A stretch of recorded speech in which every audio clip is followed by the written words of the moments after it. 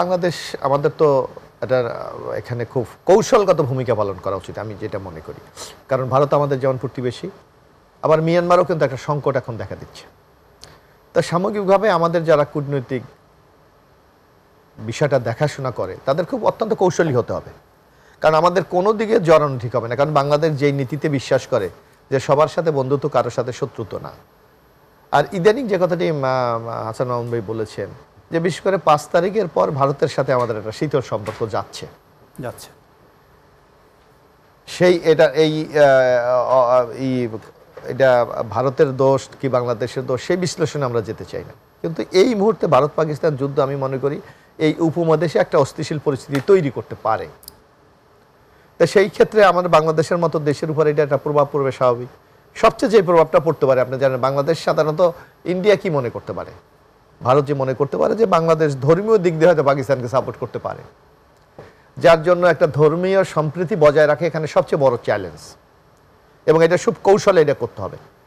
এবং আমি মনে হয় যেটা একটা জিনিস আপনি দেখেন যে বিশেষ করে ভারত এই কাজটি করে খুব অত্যন্ত চমৎকারভাবে, সেটা হলো যখনই কোনো তাদের ন্যাশনাল ক্রাইসিস দেখা দেয় তখন তারা কিন্তু জাতীয় সংলাপ করে, ডায়লগ করে, সকল রাজনৈতিক দলগুলিকে নিয়ে তারা কিন্তু একটা ম্যান্ডেট নিয়ে নেয়। আমার মনে হয় যে এই আমি এই প্রশ্নটাই করতাম, কিছুক্ষণ পরেই করতাম, এই যে তাদের মধ্যে একটা ইউনিটি তৈরি হয়ে যায় একটা জাতিগত এবং তাদের বিভিন্ন দলের সাথে এই সংকটকালীন সময়ে, আমাদের এখানে কেন এটা হয় না? এটা হওয়া উচিত, এটা হয় না যে একেবারে তা না। আপনি দেখেন 5 তারিখের পর কিন্তু আমরা বহু ক্ষেত্রে আমরা ঐক্যমত হয়েছি। যখন দেখবেন একটা সময় দেখা গেল যে আওয়ামী লীগ বলেছে আমরা রাস্তায় নামতেছি, তখন কিন্তু রাজনৈতিক দলগুলো ঐক্যবদ্ধ হয়ে গেছে। আবার ভারত যখন আমাদের বিরুদ্ধে খুব কৌশলে কিছু নেগেটিভ প্রচারণা চালায়, এমন একটা নেগেটিভ দাঁড় করাতে চাচ্ছে যে বাংলাদেশ একটা মানে সংখ্যালঘুদের উপর হামলা হচ্ছে, নির্যাতন হচ্ছে, এরকম, তখন কিন্তু রাজনৈতিক দলগুলো ঐক্যবদ্ধ হয়েছে। সুতরাং হয় না এটা কিন্তু বলার কোনো সুযোগ নেই, কিন্তু উদ্যোগটা নিতে হবে সরকার। না, আপনি দেখেছেন আজকে সামাজিক যোগাযোগ মাধ্যমের বিভিন্ন জায়গায় আমরা দেখছিলাম যে দুটি পক্ষ ইতোমধ্যে কিন্তু দাঁড়িয়ে গেছে বাংলাদেশে।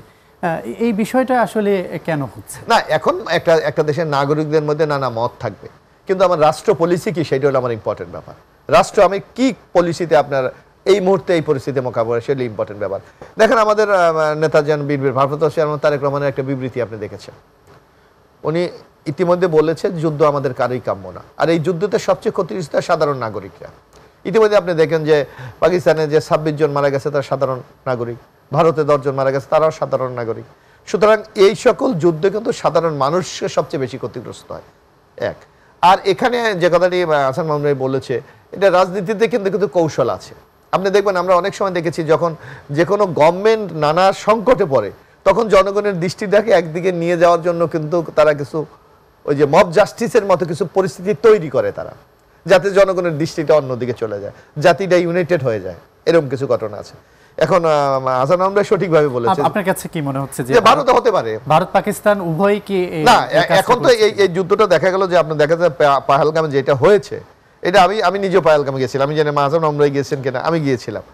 এখানে এমন জায়গায় ওখান থেকে পাকিস্তান থেকে এসে যে হামলাটার কথা আমরা শুনছি, এটা খুব কঠিন কাজ। আর ওখানে আমি এই যে এখন কিন্তু মোর দ্যান প্রায় 10 লাখ ভারতীয় সৈন্য আছে কাশ্মীরে, এবং আমি দেখেছি মানে আপনার সর্বোচ্চ যে 50 হাত দূরে দূরে আর্মিরা কিন্তু দায়িত্ব, একেবারে গ্রামগঞ্জে পর্যন্ত।